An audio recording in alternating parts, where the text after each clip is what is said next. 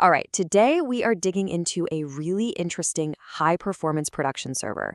It's built with Bun and Tanstack Start, and what makes it so cool is how incredibly smart it is about handling your files. It's all about solving a classic web development problem in a very clever way. So this brings us to a dilemma every developer faces. You want your site to load instantly, right? Like ridiculously fast. And that usually means keeping your assets in memory for quick access. The problem is that can eat up a ton of RAM, especially on smaller servers. On the flip side, you could just serve files from the disk as needed, which is great for memory, but it's just slower. So how do you get the best of both worlds? Well, the secret isn't about picking one or the other. It's about using both. The whole idea behind the server is to be smart and selective. It gets that not all files are the same, And by treating them differently based on what they are and how big they are, it can strike this almost perfect balance between raw speed and memory efficiency. Okay, so that leads us right into the server's core solution, which is what they call the hybrid loading strategy. It sounds fancy, but the concept is actually really simple. It's the execution that makes it so powerful. Let's break it down. So here are the two basic choices, right? On one hand, you can preload everything into memory. A request comes in, the file's already there, ready to go. That is maximum speed. But yeah, it's going to use up your server's precious RAM. On the other hand, serving from disk.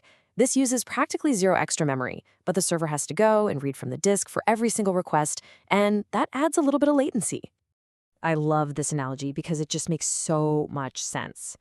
The server basically acts like a really smart librarian. It knows that all the small, popular files, your JavaScript, your CSS, the pamphlets, they should be kept right there on the desk for instant access. But the huge files, like big video backgrounds or high-res images, the encyclopedias, well, those can stay on the shelf until someone actually asks for them. So, how does our smart librarian actually decide what goes on the desk and what stays on the shelf? That is where the server's decision logic comes in. Let's take a look at how this thing actually thinks. It follows this really clear 4-step process for every single asset it finds. First, it scans the directory and finds a file. Easy enough. Then it filters it. Maybe you've told it to just ignore source maps, for example. Next, and this is crucial, it weighs the file. Is it smaller than the memory limit you've set? And finally, based on all that, it routes the file, deciding on the spot whether to load it into memory or just tag it for on-demand access from the desk. Now, the best part is that you, the developer, get to be the boss here. You have complete control over this logic. Just using some simple environment variables, you can set the max size, which defaults to a pretty reasonable 5 megabytes, and you can define specific include and exclude patterns to really fine-tune exactly how the server behaves. But wait, there's more. The server's job doesn't just stop once it decides to load a file into memory. Oh no! It then goes ahead and applies several production-grade optimizations, all automatically, just to squeeze out even more performance. First up, we've got the E tag. Just think of this as a unique fingerprint for a file's content. So when a browser asks for a file it already has, it just sends along that fingerprint. The server checks it, and if they match, it just sends back this tiny little 304 not modified response, instead of sending the whole file all over again. This saves a ton of bandwidth. Next up, gzip compression. This is a classic, but it's so important. For any text-based files, the server automatically squishes them down before sending them over the internet. This can reduce the file size by 70% or even more, which translates directly to faster downloads for your users. And the best part? It's all done for you, automatically. Okay, this one is a huge performance win. Modern build tools, you know how they put a unique hash in the file names? Well, this server is smart enough to see that, and it applies what's called an immutable caching header. It's basically telling the browser, hey, you can cache this file forever. Seriously, if the content ever changes, I promise the file name will change too. For anyone coming back to your site, this can just completely eliminate network requests for those assets. It's amazing. And just like the loading strategy, all these optimizations are totally configurable. You can flip E tags and gzip on or off with a switch, set a minimum size for compression so you're not wasting cycles on tiny files, and even customize exactly which file types get compressed. It's perfect for when you need that fine-grained control to get every last drop of performance. So let's put this all together and see it in action.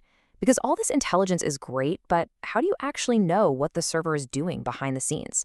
How can you check that your configuration is actually working the way you think it is? Well, thankfully, this server doesn't keep its work a secret. by enabling verbose logging, and it's just a single environment variable. You get a complete, totally transparent report of every single decision it makes. And the output is just beautifully clear. Look at this. For every single file, it tells you the status. Was it loaded into memory, or is it going to be served on demand? It shows you the path, the file type, and most importantly, the reason. So right here you can see this JS file was preloaded, this SVG was filtered out by a rule you set, and this big video file skipped because it was just too large. No guesswork. And after that detailed list, it gives you this fantastic high-level summary.